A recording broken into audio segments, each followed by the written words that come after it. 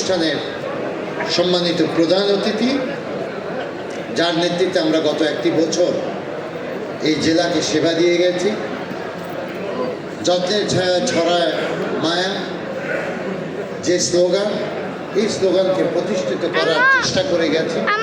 জানি না আমরা কতটুকু পেরেছি, আমার মনে হয় আমরা পেরেছি। আজকে আপনাদের উপস্থিতি প্রমাণ করে যে যত্নের ছায়া ছড়ায় মায়া সেই নেতা লায়ন তরুণী কামাল এমজে